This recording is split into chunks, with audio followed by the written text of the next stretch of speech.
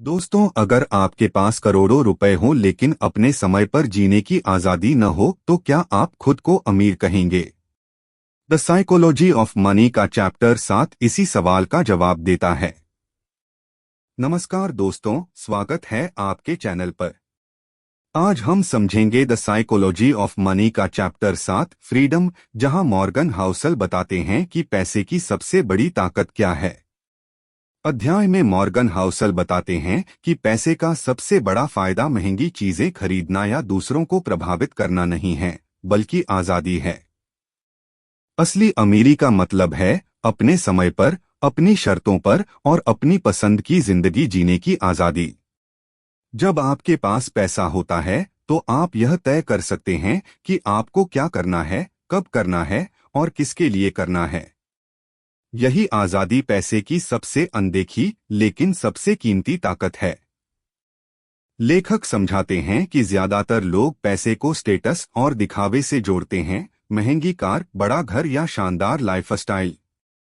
लेकिन ये सब चीजें अक्सर इंसान को और ज्यादा बंधनों में डाल देती हैं, क्योंकि उन्हें बनाए रखने के लिए लगातार ज्यादा कमाना पड़ता है। इसके उलट जो लोग कम खर्च में संतोष से जीना सीख लेते हैं, वे कम पैसों में भी ज्यादा आजाद होते हैं। फ्रीडम का मतलब यह नहीं कि काम न किया जाए, बल्कि इसका मतलब है कि आप मजबूरी में काम न करें। जब आपके पास सेविंग्स होती हैं, इमरजेंसी फंड होता है और आप कर्ज से दूर रहते हैं, तब आप गलत नौकरी, गलत बॉस या गलत हालात को ना कह सकते हैं। यही ना कहने की ताकत असली फाइनेंशियल पावर है।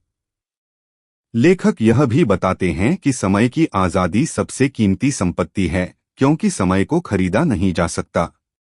पैसा सिर्फ हमें यह मौका देता है कि हम अपने समय का बेहतर इस्तेमाल कर सकें, परिवार के साथ, सेहत के लिए, सीखने के लिए या अपने सपनों के लिए। जो लोग यह समझ जाते हैं, वे पैसे के पीछे भागने के बजाय पैसे को अपने लिए काम करने देते हैं। इस अध्याय की सबसे बड़ी सीख यह है कि अगर पैसा आपकी आजादी छीन रहा है तो वह दौलत नहीं है, बोझ है। लेकिन अगर पैसा आपको ज्यादा विकल्प, ज्यादा समय और ज्यादा शांति दे रहा है तो वही सच्ची अमीरी है। अंत में लेखक यही कहते हैं कि पैसा तभी मायने रखता है जब वह आपको अपनी जिंदगी खुद चुनने की आजादी दे। तो दोस्तों, चैप्टर 7 हमें सिखाता है कि अगर पैसा आपकी आजादी बढ़ा रहा है तो वही सच्ची दौलत है। अगर आपको यह वीडियो पसंद आया हो तो लाइक करें, कमेंट में बताएं कि आपके लिए आजादी का मतलब क्या है और चैनल को सब्सक्राइब करना न भूलें।